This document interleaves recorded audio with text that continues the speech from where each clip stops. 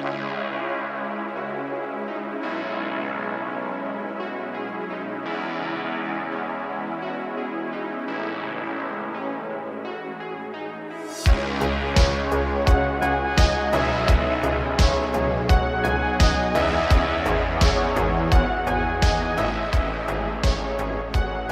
to you from 4,200 feet in the hills of Oregon, it's the voice of Chi-Town, the reddest beard in the high desert, your host of the M.O.A. Broadcast, Sam Wilson. All right, folks, just like that, we are back on the airwaves, and we've got a fantastic show lined out for you today. All kinds of good information as usual. Let's go to our show highlight. This is season 2, episode 10 of the MOA, the Make It Out Alive broadcast. And we have some great highlights and a great show. This show's going to be slightly different today. We've got a couple of stories, but I'm going to move through those. Some information I want to share, but we're going to move through that. And then we're going to get into a topic about the high intensity training again, because I continually get emails and messages and stuff about that particular topic, and by some sincere people, not just haters and naysayers. So we're going to get into a little bit more in-depth discussion of the high-intensity training. And so if you're looking to get in shape for the summertime, you got a little bit of time left, but this is one of the absolute best ways as far as building strength and muscle, especially if you don't want to spend a lot of time in the gym. If you're not a gym rat and you don't have to spend your, every waking moment thinking about the gym, talking about the gym, and then spend hours a week hanging out there, this is absolutely the best way to train, in my opinion, which in this case makes it fact. So let's get moving to our show. Our show highlights. We have a creepy school board man now looking at jail time. You'll remember that story from a couple of weeks ago. The guy, man, this guy has just cooked his goose. The guy that told the girl, "God, you're hot," talking to an underage student, I believe, on a live stream from the school board. This is like some kind of a TV or a movie character, and how insane this is. I can't believe this dude. Oh my goodness. Anyways, a rampaging grizzly snacks on a hiker, rabid poodle goes buck wild, and a romantic Instagram meetup leads to a felonious beatdown. All today on the MOA Broadcast. Let's get to it. So I got some stuff in from Amazon this week. Definitely, and you can tell you're getting old or I'm getting old, I guess, because I was excited to get a new mulching blade for my lawnmower. So I had just got the mower out and did the first mowing or two last week, I guess 2-3 weeks ago now, whatever the world it was, and my blade was just beat all up. I had got it. It was a used mower I got off of Craigslist or Facebook Marketplace, one of those kind of things from some guy in town. And the mower itself was almost, it was very new, but the blade was dull, about as sharp as a wet, soggy meatball, and it had a bunch of dings in the blade and so forth. So I went ahead and used it for the last half of last year and just did a horrible job because the blade was shot. I had too many things going on to get around to taking care of it. But this year I finally dug it out and took the blade off, sharpened it up, and man, what a big difference that made. It was absolutely fantastic. Went through the grass like a knife through hot butter, and was great. The problem is though, is we have real intense sun here. And so because we're in the high desert at 4,200 feet in the hills of Oregon.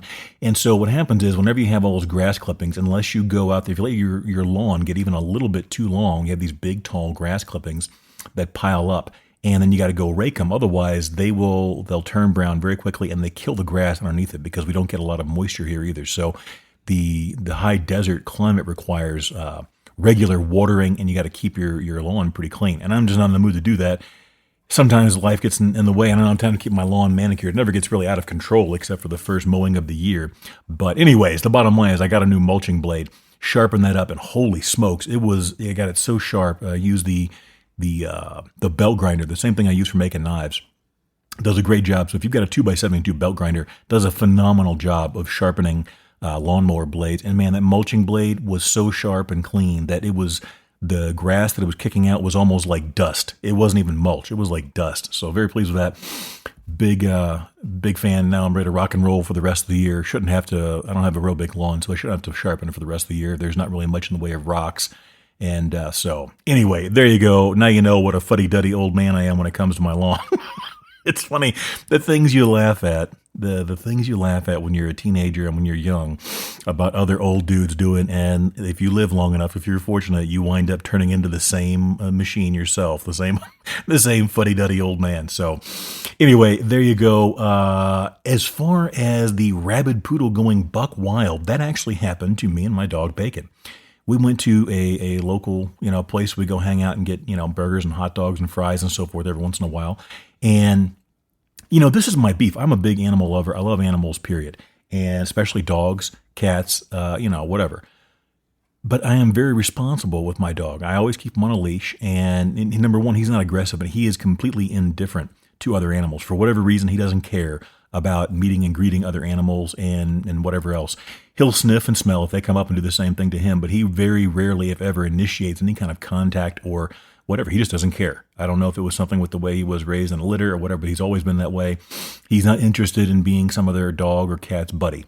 Him and the black shop cat Cobra here at the Gear Convoy headquarters get along just fine, but he's not interested in going out and making friends. Well, we were at this place getting something to eat. And this lady I saw the dog as soon as I pulled in. There was a poodle, but I could see it had a lot of energy. And he or she was walking around without a leash. And the owner, just some, whatever, I'll be friendly today. Just some lady, completely oblivious, not paying attention, running around yapping with all of her buddies and, basically just being an irresponsible loser. And all of a sudden that dog, the little poodle, saw Bacon and just made a beeline running at top speed and barking and snapping. And he got up there and literally jumped in the air to lunge at my dog to snap and bite at him. I had to get it on. I think I've mentioned this. Well, I know I've mentioned this several times in the show in the past several months or year. Bacon and I have been attacked so many times by stray, what they call res dogs there, because we live very close to, or actually we're on land that used to technically be, and in some capacity may still be, an Indian reservation. So they call these loose dogs, they call them res dogs there, and most of them are pit bulls. And so they just roam around. And I almost got attacked again about, 10, 12 nights ago. I was out taking the trash out. It's like 1 or 2 in the morning. And these 2 pit bulls came running up on me and attacked me in the middle of the night in front of my own home. And I escaped serious injury. But it's something you got to be aware of. So we're completely, both of us, he and I are both completely over this whole thing of stray dogs running up. Another incident happened to the park in the next nearest town, about 30 miles away, a couple of months ago.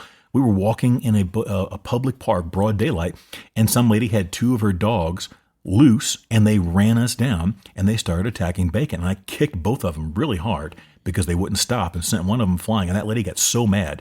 I had to get it on. But she realized the idiocy of her situation and basically let it go. Well, this poodle comes running along, and it jumps up and in midair trying to snap at Bacon. I kicked him.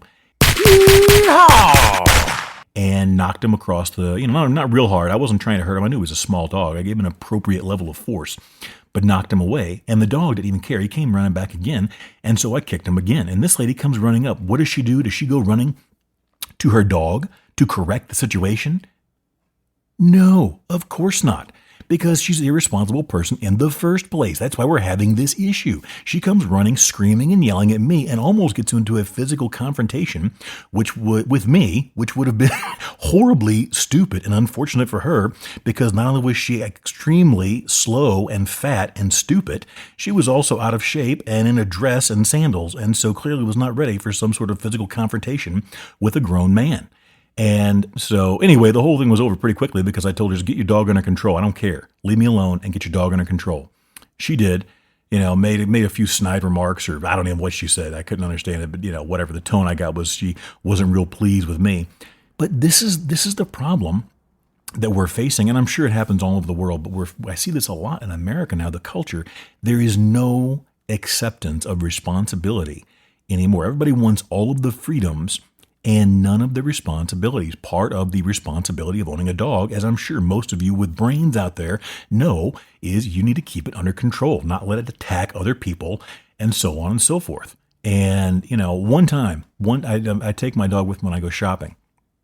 And one time in a store that has explicitly told us and clearly told us we can have the dog in there with us, for whatever reason, Bacon, he went number one, a small little puddle on the floor. So I immediately went and got the customer service people. I let them know what happened. I apologized, and I took the mop bucket and went over there and cleaned it up myself because that was my problem. It's my dog. He made the mess. He obviously doesn't know he did anything wrong and doesn't know how to mop. At least last time I checked, they haven't trained dogs to use mops and mop ringers yet and mop buckets. So I took it upon me and cleaned it up. And it was no big deal. They were very friendly about it. It happens. That's what animals do, just like kids. But that's the problem we have here in America. The level of entitlement is off the charts. Everybody wants all of the freedoms and none of the responsibility. And it just gets old. And, these dog attacks, I've talked a number of times how I've had to pepper spray, and take other defensive tactics and employ those to defend myself and my dog from just these random stray dogs or people's dogs that are unleashed in public. And man, it gets really old. If they were leashed and sometimes dogs kind of tie up with each other, that happens. That's the nature of animals. It's not that big of a deal in most cases. But if you don't have your dog on a leash and you're not taking care of and controlling him or her, then they're really, that safety net is gone. You don't have that as an excuse anymore because you're not doing your job. So anyway, there you go. That was the headline for the buck wild rabid poodle gone crazy. I have gone through, and I do not like to do this. I've gone through probably a can and a half of pepper spray in the last 1.5 to 2 years. And if I really enjoy doing it, if I wanted to, I could have gone through 2 to 3 times that much. But I look at it as a last resort because I don't want to do that to dogs. Even if they're being, savage and mean to me and my dog, I don't really like to do that to them. But sometimes you're left with no choice. And pepper spray is very, very effective against dogs and most other animals that I've tried, including humans.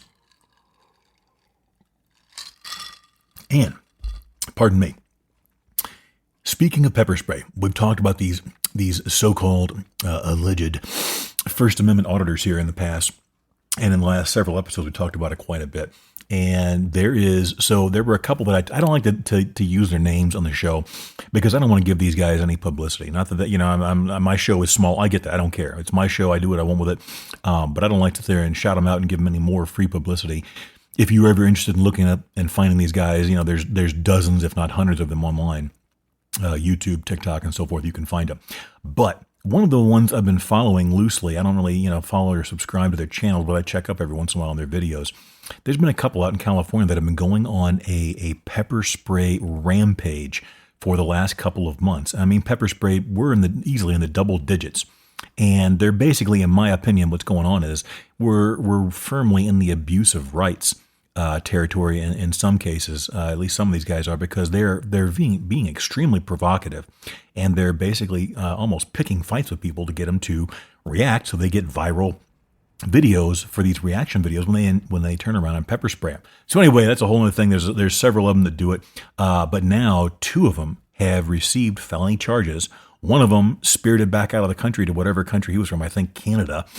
And the other one was actually arrested for several days. And both of them now have lawsuits and charges brought up against them. I don't know what's going to happen, how it's going to work through the legal system or not. It's going to be interesting to see how this all goes down. But I mean, I think what's happening is people are getting tired of this because people are abusing it for, the money, the clicks and so forth, for the views on YouTube and social media and so forth. So it'll be interesting to see. I talked about that I think last year. Not that you need to be some great prognosticator. I'm not the only one that saw this coming. But as these guys continue to escalate, because at first they were going to like government buildings where they have a right to be in public and to videotape in public and so forth. And once they would go to frequently like post offices and courthouses. Once that kind of got played out, they started going to more and more private places where they had a bit of a fringe right in some cases to be there on public property. And some of them, they were even kind of, in my opinion, kind of manipulating certain laws that allowed them to be on private property.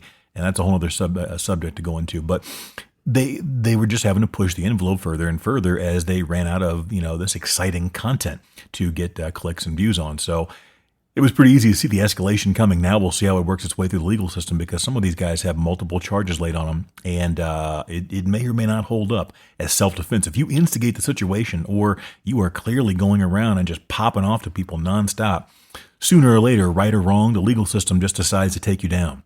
And in that case, even if you wind up getting off in the very end, the way the legal system in America works out is frequently the process is the punishment. So even if they wind up getting off, they'll drag them through the legal system if they get to that point where, the system has just had enough of it.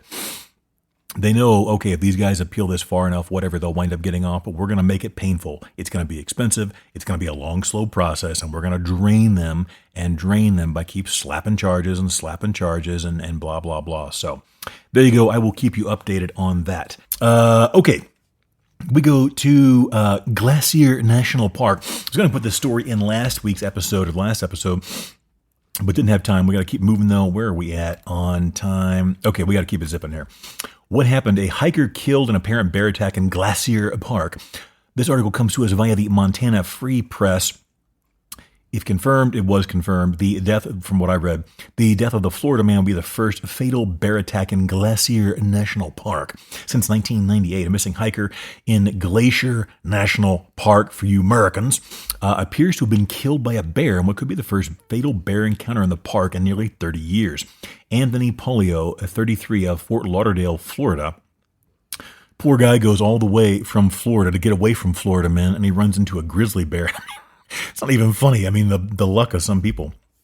Was reported missing Monday after he didn't return home from a hike on the west side of Glacier Park the previous day, according to officials. The last known contact had been Sunday at about 8:20 p.m. when he messaged someone, and I believe it was his dad. Some of these, I'm telling you, man, I've talked about this a number of times, but the level of journalistic quality in reporting is just through the basement. It's horrible. I have to read 3 to 4 different versions of most of these stories to piece together all the pertinent details. It is absolutely unbelievable.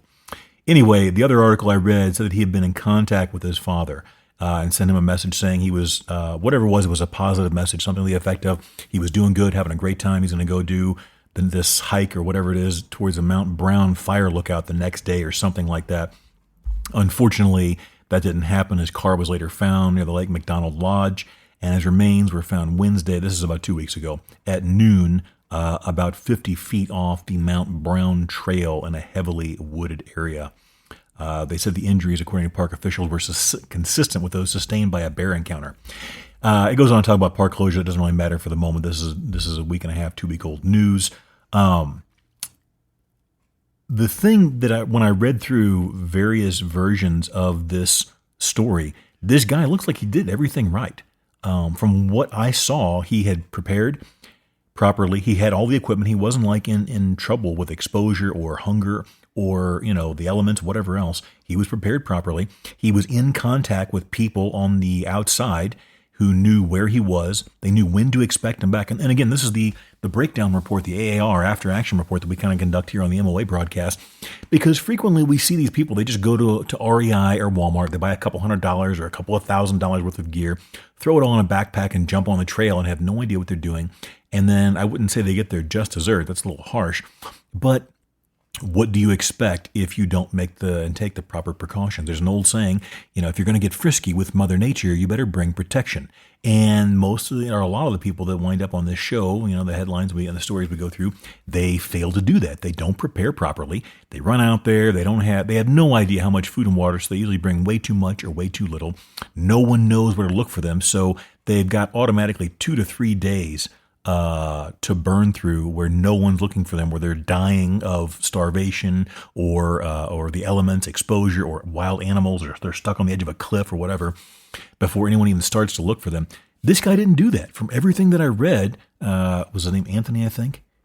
Anthony Polio, 33. He did a good job. I feel really bad for this dude because he did everything right that I could find. And then probably the biggest thing you can do, honestly, the way I look at this, what usually winds up saving people, cell phones frequently either don't get reception or they crap out or whatever else. One of the biggest and best things you can do is tell somebody where you're going and where you're gonna be and when to expect. Here's how I do it. When I go out on a backpacking trip or whatever trip where I'm going to be gone at least overnight or even a couple of hours, honestly, if there's even the potential for it to get serious, I will typically contact 2 different people and say, if you do not get a text message or a phone call from me by this time, something is seriously wrong, and send in the cavalry. because that means I have not made it back and I'm in trouble. And what I'll then will do is when I arrive at the trailhead, I will usually drop a pin and send that to the two different people, via cell phone, which is very easy to do, so that they at least have a starting point and know where my vehicle is at. And that dramatically narrows down the search and at least give people a place to start. Because I've gone out a number of times and gone to one trail and decided to change my mind and went to another one because there were too many people or because, the elements, the snow was too much or whatever else, especially here at, the minor elevation we have here in Oregon. And so instead of sending them a whole new trip, itinerary and agenda, I would just drop a pin where I'm actually going to be at. And this guy did all that. He was in contact with his dad. He must have had reception, either that or he had a satellite phone, and he was in contact with his dad and I think someone else, and according to one article, he was doing it right. And he just had the horrible misfortune to encounter a grizzly bear who was on the prowl. And there's not a whole lot you can do. It does not mention if he was armed or not. Given his age and being from Florida, I think there was at least a good possibility that he was armed. However, with interstate travel, sometimes people are sometimes hesitant to bring firearms and so forth. So I don't know. I don't know whether he was armed or not. Either way, he didn't make it. The bear got him. No word yet. I haven't found a follow-up on whether or not they went and tracked the bear down and did what they had to do.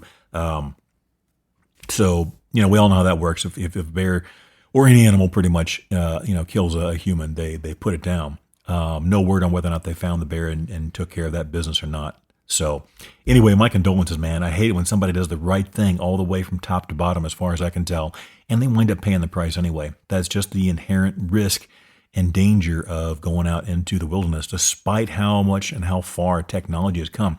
For those outside the U.S., you may or may not realize how massive the United States is. It is very, very easy to, with a short drive from a highway, to get into some very, very remote and rough terrain very quickly. And, that's the way it goes. That's the risk we all take. So best of luck to his family. I hope things go well for him. I really do. That kind of stinks. Okay, now where are we at on time? Perfect. We're at a great spot.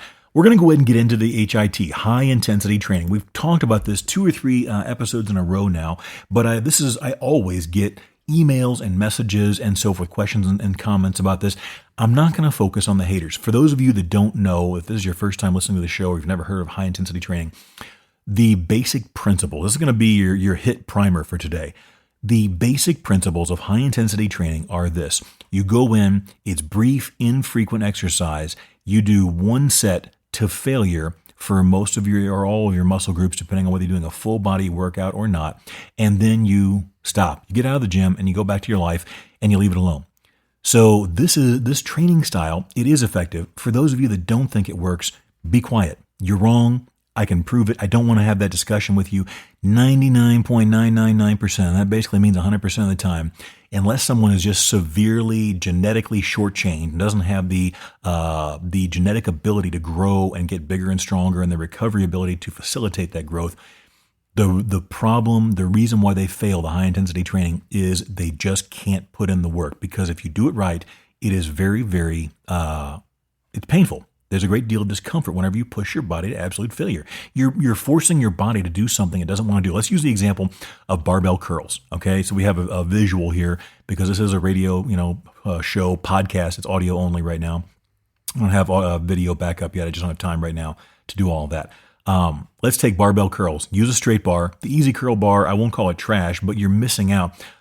Without going into the physiology of it all, the primary function of the biceps as far as pronation and supination and blah, blah, blah. Use a straight bar curl like you would for bench press or for squat. And you're going to use a straight bar. First off, litigiously here in America, consult your doctor before any workout routine and program. And I'm going to go ahead and talk about what I do. You can kind of do with that information what you want. And what I'll probably try and do at some point is to put this into some type of a format where it's a little bit more linear and just gives you the pertinent, salient information so you can, for those that are interested, extract that information and go with it. But back to barbell curls. Let's say you use 100 pounds. Let's use the old 100-pound, weight, and you're going to do 10 repetitions. When you hit failure, what that means is around repetition 6 or 7, you're going to notice it starts getting difficult.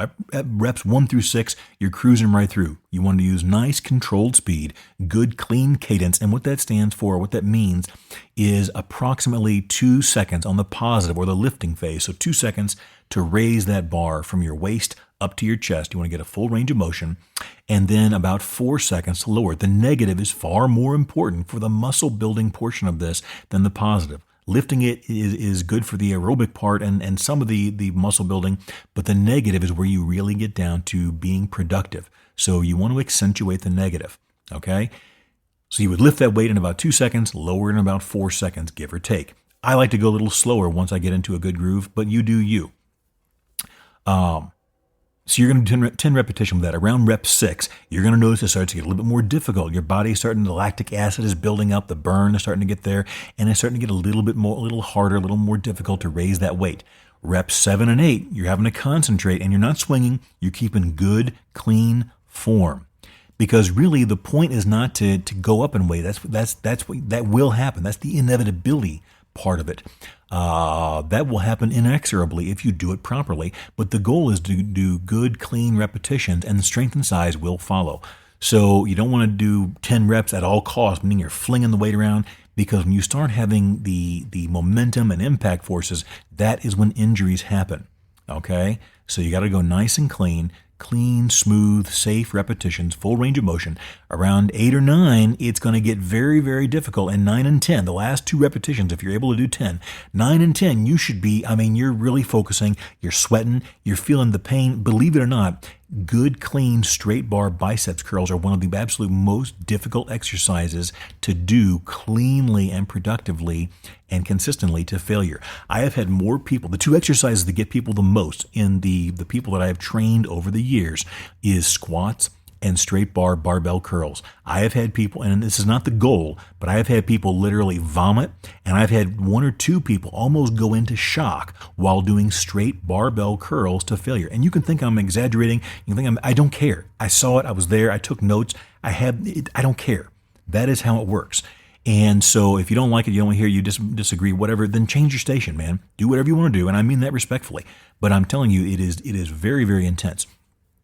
One guy, actually 2 guys, I had to drag into a shower stall and turn cold water on them to revive them because I was probably pushing them a little too hard. But anyway, that's another story. That just goes to show both of those guys, though, were straight bar barbell curls. It is a very intense exercise done properly. Okay. So, but when you, even on your 10th rep, you can use a little what they used to call body English to kind of get it the repetition up. But if you're doing crappy, dirty reps, it doesn't really count, doesn't really matter. And that's really when injury starts to creep in. So that what makes the high intensity training so special, the reason it works is whether it's 90, 95, 98, 99.774682% or 100%, when you get to that certain percentage of intensity, it tells the body, you need to be stronger. You need to grow. And if you give your body the appropriate amount of rest time, it absolutely will.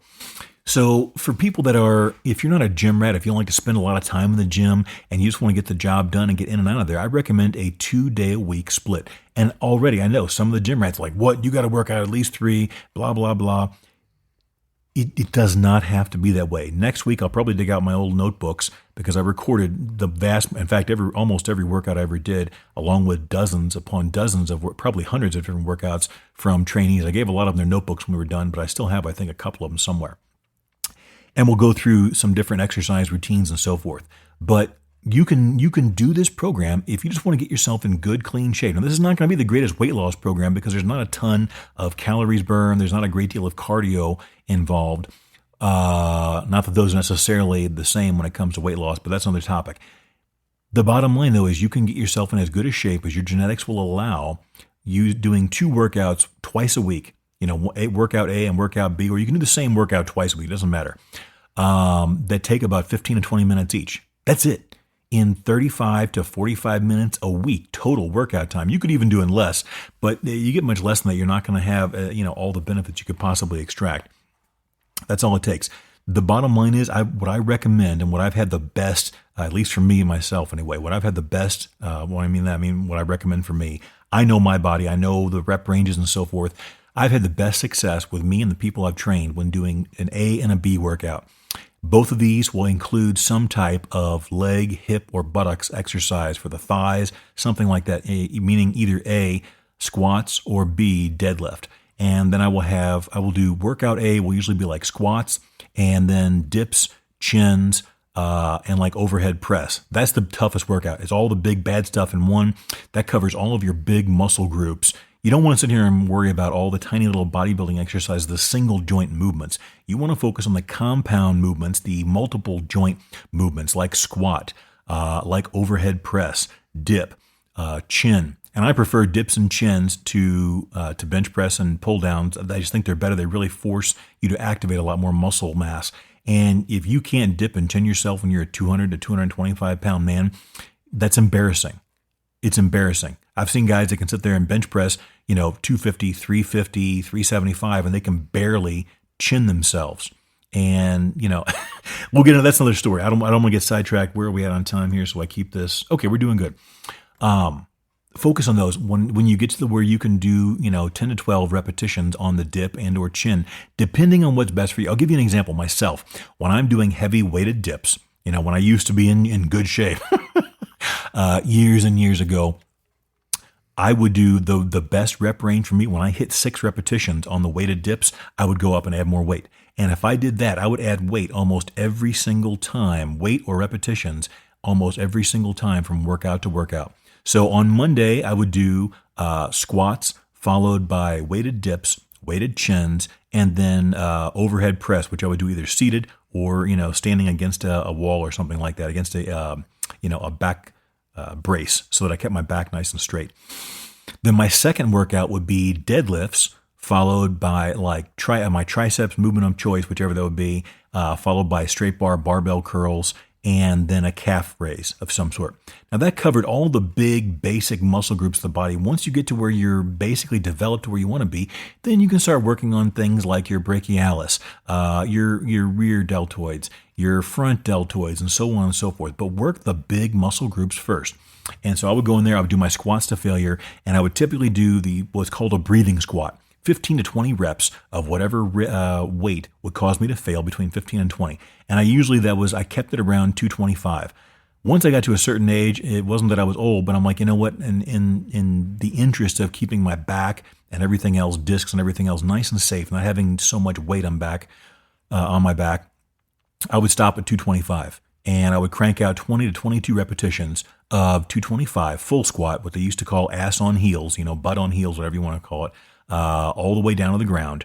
And then I would give myself usually about a 2.5 minute rest after that, because it's what's called a breathing squat. Once you get to around repetition 12 or 14, I would have to take 3, 4, 5 breaths in between before I'll go to the next rep. Some people are going to say it's not a true squat. I don't care. It was good for me. That gives you a tremendous amount of cardio, both aerobic and anaerobic endurance and strength, when you can sit there and do a full squat with 225 pounds for 20 reps. Okay, that is a heck of a full body exercise all on its own.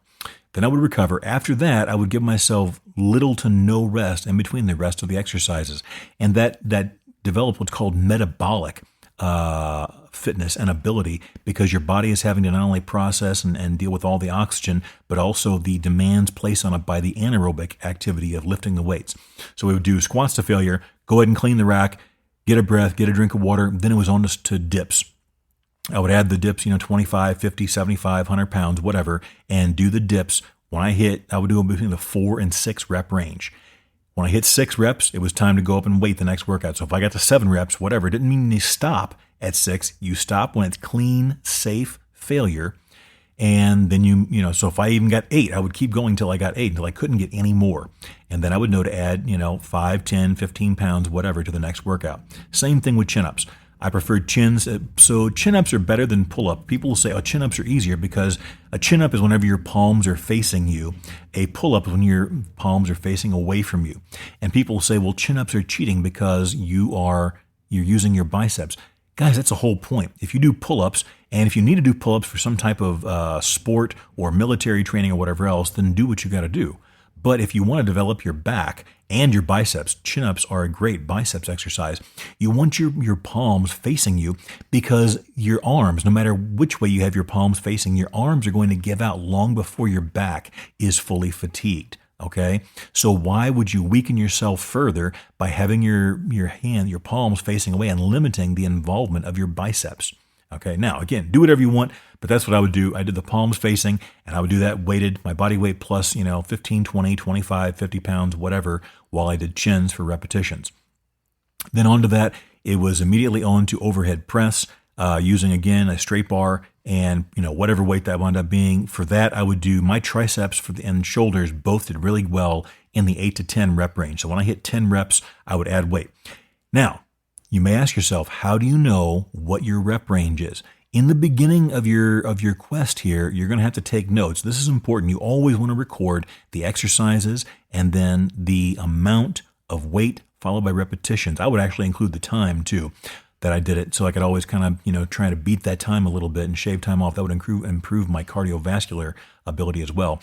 But you want to take notes because in the beginning, for the first 5, 6, 8, 10 workouts, whatever it is, you have to find that rep range because most people's muscles are going to have different rep ranges. My biceps, I do 4 to 6 repetitions. If I let's say I get to 135 pounds on straight bar curl, okay, whenever I hit 6 repetitions, it will almost be impossible for me to get 7 or 8. I could go up to 140 or 145 and still get 6 and not be able to do 8 or 10 with 135 because I don't have a tremendous amount of endurance in my biceps for straight bar curls. That's what happens. My triceps are almost the opposite. I thrive in the 10 to 12 rep range and sometimes beyond. I have a great deal of endurance in my triceps muscles. Okay. So you have to find that out. And the way you find that out is I would start off in the standard, 10 repetition range and then see. If you're not making progress, then go ahead and go up to 12 repetitions and see if you get stronger. And if you don't, then start dropping it down. 8 repetitions, 6 repetitions. In general, you're not going to want to go below 6 if you're going to failure because that's not enough to sufficiently tax the anaerobic muscular system when you're doing that. So, and that's why keeping notes is so important because while it may seem frustrating at the time, going there and doing these workouts and not getting the maximum progress, once you figure that range out, you'll know it for the rest of your life and it's valid for the rest of your life. I know exactly what rep range to tailor every single exercise to the body part and the group of muscles and to get the maximum amount of growth. Then, this is the important thing. When you finish your workout, that's it. You don't got to sit there and think about the gym. You don't got to breathe the gym. You don't got to fantasize about the gym. You go do whatever in the world it is you want to do. And give yourself, by having those 2 weekly workouts, I would usually do mine on Mondays and Fridays. That way I would do my really heavy workout, the one that did the squats, the full squats to failure. And failure on squats, real briefly, failure on squats you got to be careful because when you start getting to the failure point in squats, again, this is for me, you have to make your own decision on what you're going to do here. Everything starts coming apart. Your back's getting tired, your lower back's getting tired, your legs are tired, your lungs are shot, you're toast. Okay, so squat to me, whenever I was no longer able to safely keep my back nice and straight and keep my body somewhat upright and let my legs do the work, that's when I would stop.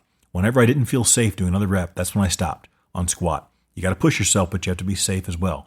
On most other exercises, it's pretty, it's not as complicated. Whenever you're squatting to failure, there's a lot going on. It's like all these red lights and whistles and everything are going off inside because your body is in all kinds of pain, pumping out all this strength and moving this weight around and everything else over a distance of, 2.5 feet, depending how tall you are. So make sure you're very, very safe on that. But it doesn't mean whenever you're no longer able to, I would always fail on squats in the upright position. I wouldn't lower it down one last time. To me, it wasn't worth the danger. So I would, whenever I couldn't get another clean rep, I would go ahead and rack it, and that was it. But I definitely pushed myself very hard on those. So, but keep track of that on paper, and then you can really dial in your rep ranges and so forth. After 4 or 5 workouts, it usually starts to come together pretty well, and you know exactly what you need to do to make progress. And then you stick with it. Once you know, like I said, for my biceps, when I hit 6 repetitions, I go up in weight. It just doesn't do me any benefit to go beyond that. For my triceps, it's the opposite. Compound exercises are a little bit more complicated because you're involving multiple muscle groups, But in general, you'll start to figure it out again. That's why it's so important to take notes and then refer to those. So, okay, hopefully that's been helpful. We'll do another series on this. In fact, I may do a whole episode outside of the MOA broadcast where I kind of lay this out in a very clear, linear, logical order. But then the second workout would be on Friday. It would be deadlift and then followed by just the limbs, biceps, triceps, calves, and so forth. And that way I wasn't taking so much of a chunk out of my body's recovery ability. And where the magic really happens is not during the workout. That stimulates the growth. But the important thing here, what really makes the high intensity training work, is the recovery time. So by having a 3 and 4 days respectively between workouts for your body to recover, if you do it right, once you understand what you're doing and get your rep ranges dialed in, you will be stronger every single workout. I can go back and look at my notebooks for myself and others, and they were stronger. Even if it was only by 3, 4 repetitions or 5, 10, 15 pounds, they were stronger every workout because they stimulated growth and then they stopped. Let your body recover. That is extremely critical. So if you don't do that, then it doesn't really matter. That's why working out every day is almost always a bad decision, unless you have some specialized situation going on. So there you go. That's how that works. Okay, let's go. We're running the gamut here. We go, let me get a quick sip before. It's time for the MOA Chaos Report, where somebody's bad decisions give you a good laugh. Real news, real hard, real funny. Some elements modified for extra laughs. All right, we go to the great state of Florida, of course. Miami woman accused of robbing man she met on Instagram at her luxury apartment, cops say. This story comes to us via NBC Miami.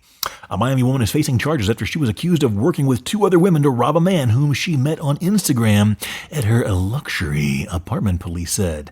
Nicole Cano, 30, was arrested Monday on charges of false imprisonment and strong-arm robbery. Miami-Dade jail records showed the alleged incident happened back on April 11, when the victim said he was contacted by Cano, who he had previously met on Instagram. An arrest report said, "I'll buy that for $1." According to the report, they agreed to meet that afternoon for drinks at her apartment at Paraíso Bayviews, a luxury high-rise condo building on Northeast 31st Street. The man said Cano escorted him to her apartment, and while he was admiring the view from the balcony, 2 unknown females came out of a bedroom. The report said, "Put your hands up. Give me all you got. I said do it now." Cano and the 2 other women began demanding money from him, and he shouted that he didn't have any money, but they prevented him from leaving the apartment. The report said, "Where do you think you're going?" "I said, give me a..." A brief struggle ensued, and the man said his chain was forcibly pulled from his neck. He said he maintained possession of the chain, but a $300 gold cross pendant was taken, the report said. The man said he was able to get out of the apartment while screaming for help. "Anybody see Richie?" Cano was later interviewed by Miami police and admitted to initiating the meeting with the victim, but denied any involvement in the robbery or false imprisonment, the report said. She was arrested and booked into jail before she appeared before a judge on Tuesday, who set her bond at $7,500. "I'll buy that for $1." We ask that anybody that has information or that is also a victim of this female or any other, please contact the City of Miami Police Department and give us that information, Miami Police spokesman Michael Vega said. All right, folks, remember, don't wait until you have an emergency to prepare. If you wait, it may be too late. If you don't make it out alive, you don't make it out at all. Stay safe out there, folks.